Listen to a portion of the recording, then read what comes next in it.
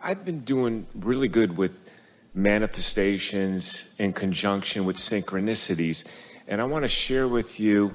Manifestations are all about timing. And timing and synchronicity, that's the perfect combination. So it's one and the words. same? Yes, okay. it is. I want to share some things with you, some specifics. And we want to throw one more word in, and then we won't interrupt again until Take you've your time. spilled it. The other word is cooperative components. Cooperative components, timing, synchronicity, it's all the same. And I do all your principles, Abraham, to the best of my ability.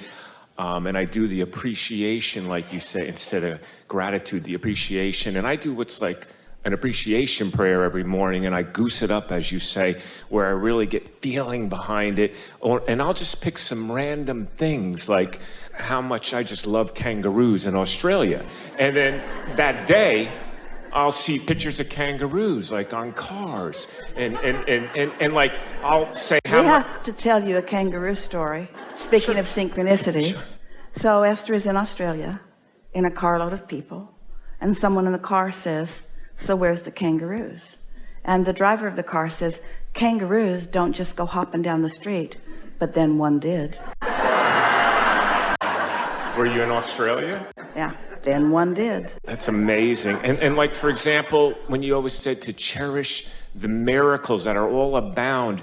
And for example, I love dragonflies. So I'll thank in the morning with my prayers on my knees with so much joy about dragonflies and how they've been on this earth as a species for 300 million years. And I say, you know, I love all the different colors. I'd love to see a blue one or a white one or purple. And then that day I'll see that exact color. All right. And once you hear this, I was in a supermarket and I was going to get some sneakers, and there was a lady coming out from a shop, right? And she said, what is that? What is that? A dragonfly right up to my nose. You can't miss it. My nose, it's here. And it flew right up to my nose. She said, what is that? I said, it's dragonflies. They come see me because every morning I thank how much I love them and that they've been here 3 million years as a species. I mean, and I'll get to my question. But Before you do, can you hold your question for just a moment? Because we want to tell you something that you've given us the perfect opportunity to take thought to a place that has not been before. Thank you. And it's where we began today, but you've brought us full circle, and this is really a wonderful thing. Creation is about getting in the flow. And we began today by talking about the law of attraction and about the path of least resistance. So now think about thought paths. So think about how when you think in connection with your source energy, because you're in appreciation when you're doing it. So you've got that leverage. You're all tuned in, tapped in, turned on with this energy of source. So you have a powerful, powerful point of attraction. And you are thinking about the dragonfly or anything, the dragonfly. Think about what your thought is doing to carve out the path of least resistance. Can you see how that thought just creates the pathway that makes it not just logical but absolute, that dragonfly or many would find their way into your experience because you've carved out the path? Did you hear us?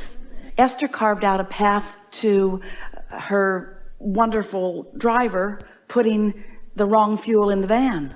She carved out that path, not meaning to, not wanting to, but she was part of the process, and so was he. That's what your power of influence is. You are carving out paths all of the time. So you started with this really important position of manifestation. We want you to think in terms of every moment being manifestation, and in this manifesting moment, what paths are you carving out with your powerful thoughts? If you want dragonflies, think about them. You carve a path and they come to you. Doesn't matter what you want, carve the path.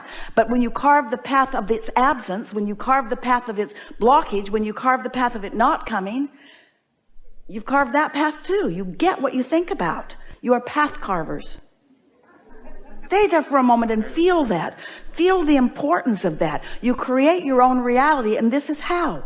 You wonder how you turn thoughts to things. That's how you do it. You turn thoughts to things by thinking the thoughts that carve the path, that they allow the things to move to you, to evolve through the path into your experience. That's how it works. That's how thoughts turn to things, by you carving out the path.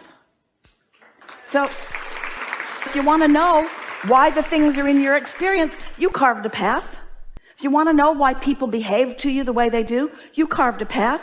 You want to know why you're disrespected? You carved the path. You want to know why you're respected? You carved the path. You want to know why funny things occur to you? You carved the path. You want to know why you feel bad? You blocked the path you carved. You asked for it, but now you're not letting it in. You see what we're getting at?